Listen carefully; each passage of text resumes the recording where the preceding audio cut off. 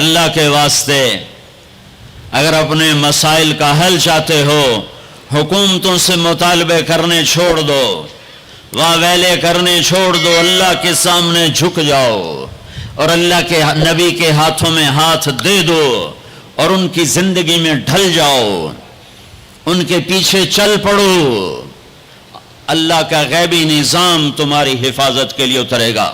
سلمان فارسی عراق کے گورنر تھے، چوریاں ہونے لگیں جیسے آج کل کراچی میں پورے پاکستان میں ہو رہی، چوریاں ہونے لگیں تو لوگوں نے آ کر شکایت کی، جناب امیر صاحب چوریاں بہت بڑھ گئی ہیں۔ اچھا کاغذ لاؤ، قلم لاؤ، کاغذ قلم، کاغذ قلم۔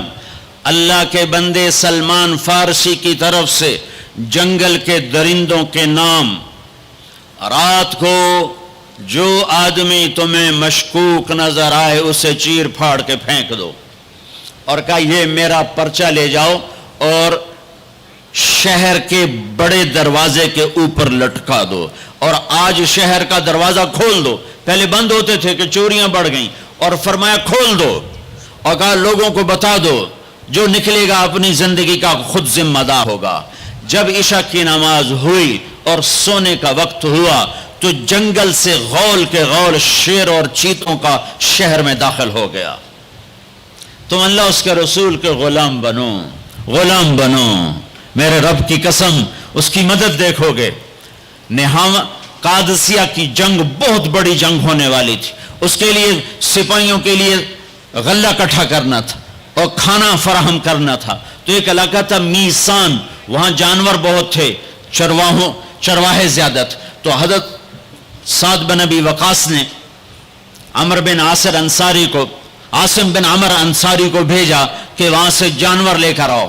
جب ایرانیوں کو پتہ چلا انہوں نے سارے جانور جنگل میں چھپا دیے۔ جب یہ 500 کا دستہ پہنچا تو ان سے کہنے لگے بھائی ہمیں کچھ جانور چاہیے، مل جائیں گے؟ کہا جی کوئی نہیں تھے، تب موئی ہوئی بکری کوئی نہیں تو کی ویکھن آ گئے ہو۔ تو وہ سارا واقعی کچھ بھی نہیں تھا، تو وہ کھڑے تھے کہ جنگل سے آواز آئی، ہا نحنو ہا نحنو ہا نحنو۔ یہ عربی کا ایک محاورہ ہے، آؤ ہمیں پکڑ لو ہم حاضر، آؤ ہمیں پکڑ لو ہم حاضر، آؤ ہمیں پکڑ لو ہم حاضر۔ زور سے آواز آئی۔ تو جب یہ جنگل میں گئے تو سب گائے، بکریاں، بھیڑ، بیل یوں سر جھکا کے کھڑے ہوئے تھے۔ خبرم رسید امشب کے نگار خواہی آمد، سر من فدا راہ بسوار خواہی آمد، نہ شود نصیب دشمن کے شود ہلاک تیغت، سر دوستاں سلامت کے تو خنجر آزمائی۔ کہ کیوں آؤ آؤ ہم حاضر ہیں، ہم حاضر ہیں۔ میرے نبی کے ساتھ جب ہوا تو ان کے غلاموں کے ساتھ بھی ہوا۔ 10 تاریخ ہے، حج کا دن ہے، اور آپ قربانی کے لیے جانوروں کو بلواتے ہیں۔ 100 اونٹ لائے جاتے ہیں، ان میں سے 63 اونٹ آگے لائے جاتے ہیں جو آپ نے ذبح کرنے ہیں، ان میں سے 5 اونٹ آپ کے سامنے کھڑے کیے جاتے ہیں، ان میں سے 1 اونٹ آپ کے سامنے لایا جاتا ہے، اور آپ برچہ اٹھا کر اس پر یوں مارتے ہیں ذبح کرنے کے لیے۔ جب پچھلے اونٹوں نے دیکھا کہ یہ تو محمد مصطفیٰ صلی اللہ علیہ وسلم کے ہاتھوں ذبح ہو گیا تو سارے اونٹوں میں جنگ شروع ہو گئی، اور ہر اونٹ رسی توڑا کے پہلے آ کے ذبح ہونا چاہتا تھا۔ نہ شود نصیب دشمن کہ شود ہلاک تیغت، سر دوستاں سلامت کے تو خنجر آزمائی۔ اللہ سے صلح کر لو، اللہ کے حبیب سے صلح کر لو۔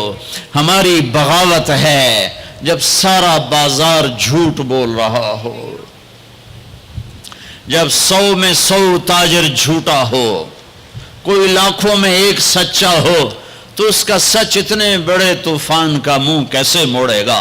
جب 100 میں 100 تاجر ملاوٹ کرتا ہو، جب 100 میں 100 تاجر دھوکہ دیتا ہو، جب 100 میں 100 تاجر ڈنڈی مارتا ہو، جب 100 میں 100 افسر رشوت لیتا ہو،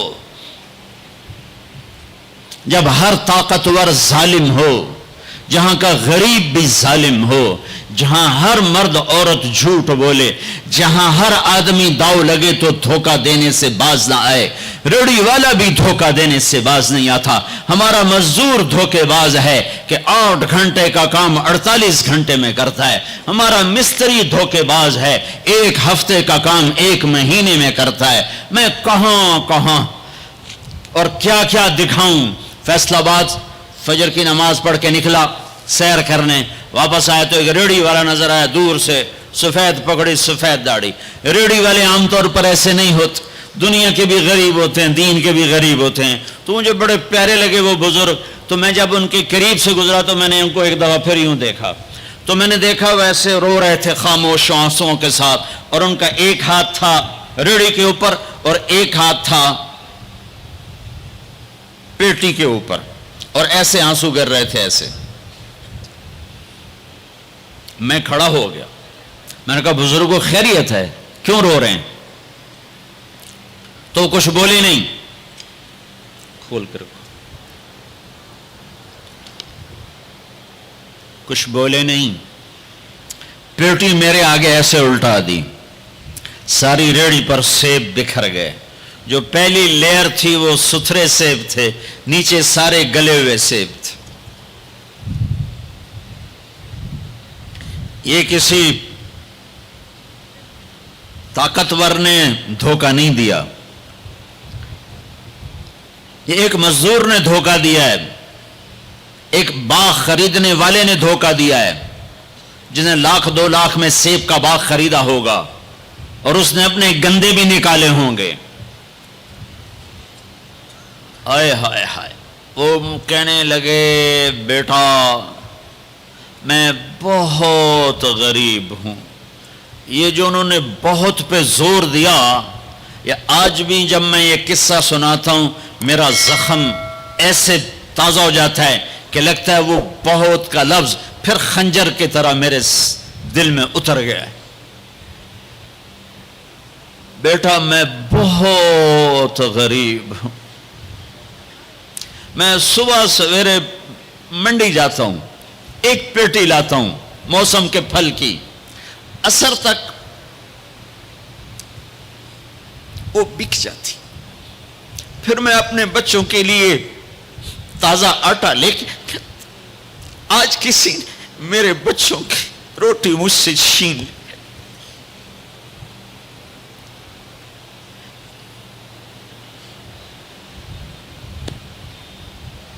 تمہاری پولیس تمہیں امن کیسے دے گی؟ تمہاری فوج تمہیں امن کیسے دے گی؟ جب میں نے تم نے سب نے اللہ اس کے رسول سے بغاوت کا جھنڈا اٹھایا، ان سب بڑے تاجروں نے بینکوں کو آباد کیا ہوا ہے، ان کا رونا کیا روں؟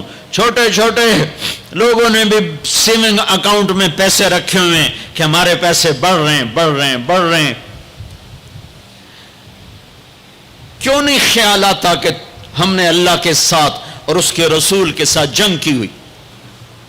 نماز چھوڑ دو اللہ ناراض ہے، شراب پیو اللہ ناراض ہے، روزہ نہ رکھو اللہ ناراض ہے، زکوٰۃ نہ دو اللہ ناراض، یہ تو چھوٹے گناہ، کافر مشرک اللہ ناراض ہے، لیکن اس دھرتی پر صرف ایک گناہ ہے۔ اللہ کے واسطے میری سنو، عقیل نے بڑے بڑے لوگ بھی بلائے ہوں گے، اللہ کے واسطے میری بات سنو، میری فریاد سن۔ میں کوئی پیشہ ور خطیب نہیں ہوں، میں عقیل کے پیسوں پہ یہاں نہیں آیا ہوں، میری سنو۔ میرا رب کہتا ہے یا سود چھوڑ دو یا پھر میں اور میرا رسول تمہارے خلاف جنگ کریں گے۔ جس کے پاس 4 پیسے زیادہ آتے ہیں وہ بینک بنا کے بیٹھ جاتا، بینک خرید لے۔ پہلے اللہ سے صلح تو کرو۔ کہتے ہو چوریاں ہیں، ڈاکے ہیں، وہ بھی ہمارے اپنے ہیں، واللہ میں ان کے لیے دعا کرتا ہوں، بد دعا نہیں کرتا ہوں، دعا کرتا ہوں، چونکہ اگر یہ اس حال میں مر گئے تو بڑی خوفناک جہنم میں جائیں گے، اور یہ میرے نبی کے امتی ہیں، نہ انہیں اللہ کے نبی کا دیدار نصیب ہوگا نہ اللہ کا دیدار نصیب ہوگا، اور جہنم کی آگ اس سے الگ ہے۔ یا تو اللہ کی جہنم کو جا کے پانی سے بجھا دو، قصہ ہی مکا دو، اور اللہ کی جنت کو آگ لگا دو، جزا سزا کا تصور مٹا دو، اور اتنے طاقتور بن جاؤ کہ آج تم لوگوں کی گردنیں اتارتے ہو تو کل جب ملک الموت تمہاری روح کھینچنے کے لیے آئے تو اس کو بھی کلاشنکوف مار دینا اور اس کے بھی سامنے کھڑے ہو کے دکھا دینا.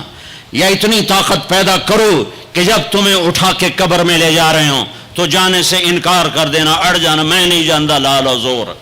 یا منکر نکیر سے ٹکر لے کے دکھاؤ, یا اللہ کے سامنے قیامت کے دن اڑ کے دکھاؤ, یا یہ کرتوت کر کے میرے نبی کے سامنے کر کے.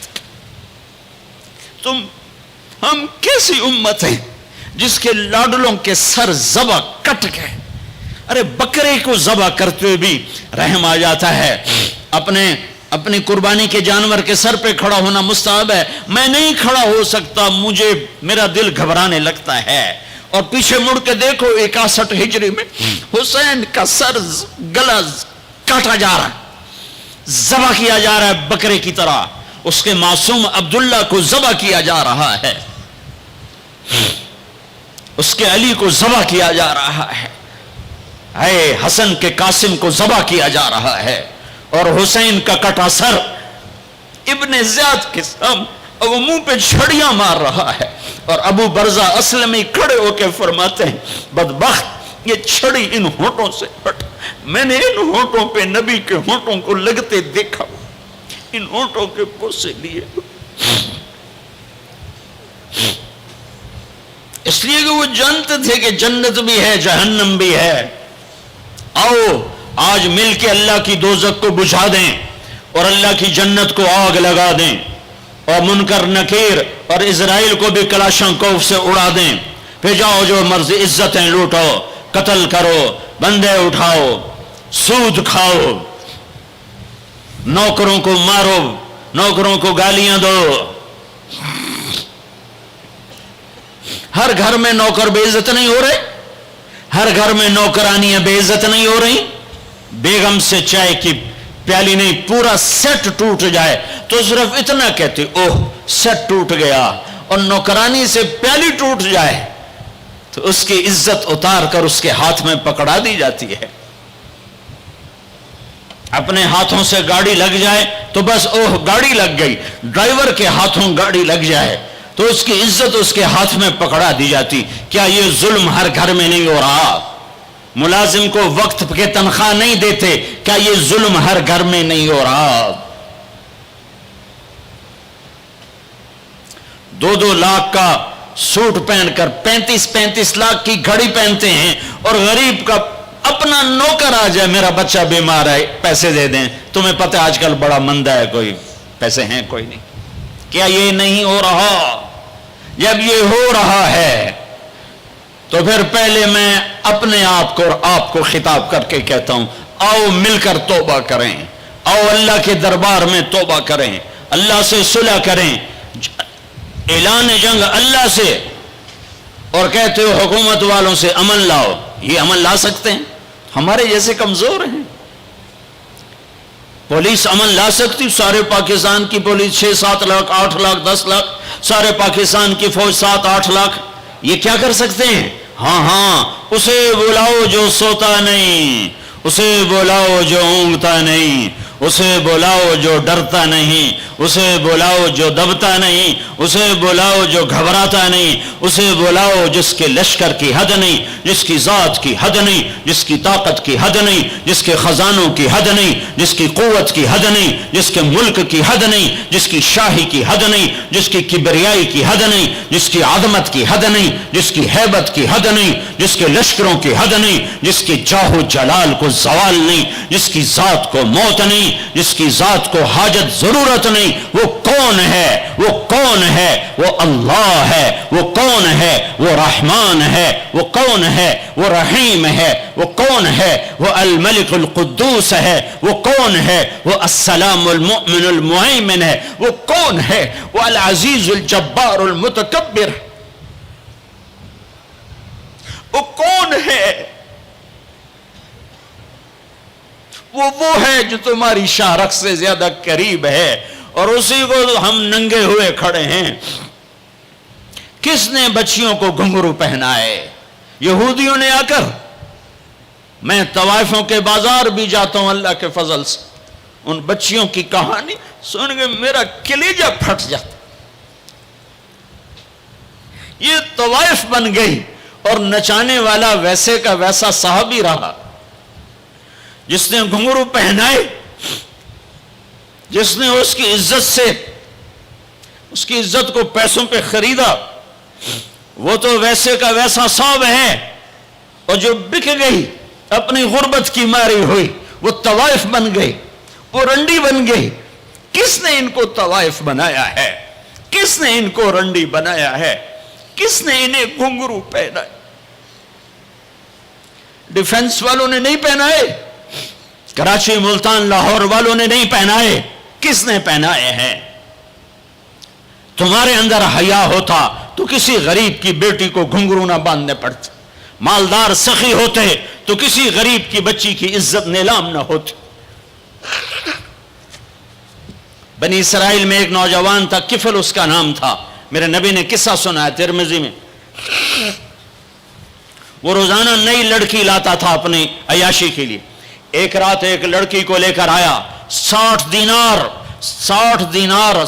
دینار آج کا 30 لاکھ روپیہ ہے. 60 دینار آج کا 30 لاکھ روپیہ ہے. ایک رات کا. جب کمرے میں آیا تو وہ لڑکی بیٹھی رو رہی تھی. تو کفل نے کہا کیوں رو رہی ہو؟ میں زبردستی تو نہیں لایا. تو اس لڑکی نے کہا کفل میں عزت دار ہوں، میری عزت نیلام ہوئی ہے فقر کی وجہ سے. میں عزت دار ہوں، میری عزت آج نیلام ہوئی ہے فقر کی وجہ سے. جب مالدار لوگ غریبوں پہ خرچ نہیں کرتے، گاڑیوں کے ماڈل بدلتے ہیں، ہر سال نئے پروجیکٹ لگاتے ہیں، تو پھر غریبوں کی بیٹیاں نیلام ہو جاتی ہیں. کسی کو بٹھا دو، نون لیگ آ جائے، کاف لیگ آ جائے، یہ نہیں، اوپر سے فیصلے آئیں گے. وہ آئیں گے جب میں اور آپ اللہ سے صلح کریں گے. تو کفل رونے لگا، آنکھوں میں آنسو آ گئے. کہا بہن جس عزت کے ساتھ آئی تھی اسی عزت کے ساتھ واپس چلی جا. اور میں بڑا کتا انسان ہوں، میں تیرے آنسوؤں کے طفیل توبہ کرتا ہوں، یا میرے لیے بخشش کی دعا کر دے. اور کفل کو نہیں پتا ہونے والا کیا ہے آگے. وہ لڑکی گھر پہنچی، پیچھے کفل بیٹھا بیٹھا مر گیا. جس حال میں یہ زندگی گزار رہا تھا، کل اس کی میت کو کندھا دینے کوئی نہ آتا، غسل دینے کوئی نہ آتا، دفن کرنے کوئی نہ آتا. یہ ایسی غلط زندگی والا تھا. واہ اے میرے رب، دیکھ رہا ہے تو سن رہا. اور ہم تو محمد مصطفیٰ کے امتی بیٹھے، یہ تو موسیٰ علیہ السلام کا امتی ہے، اور ہم تو محمد مصطفیٰ کے امتی بیٹھے ہوئے ہیں. میرے رب کاش اپنے اللہ کو بھی کہیں ڈھونڈتے، کہیں اس کے حبیب کی پیاری زندگی ڈھونڈتے. ماؤں کو بخار چڑھا ہوا ہے، کتنے اے آئے، کتنے بی آئے، کتنے سی آئے. تاجروں کو بخار چڑھا ہوا ہے، اس سال پروجیکٹ مکمل ہوگا کہ نہیں ہوگا، اگلا کب شروع ہوگا. میرے رب نے اگلے دن جب صبح ہوئی اور لوگ اٹھے تو انہوں نے دیکھا تو کفل کے دروازے پر لکھا ہوا تھا بڑا نورانی چمکتا ہوا، ان اللہ قد غفر للکفل. اے لوگو، اللہ نے کفل کو معاف کر دیا ہے. اس لکھنے کا کیا مطلب تھا کہ جاؤ کندھا دو، جاؤ غسل دو، جاؤ قبر میں اتارو، ہم نے معاف کر دیا.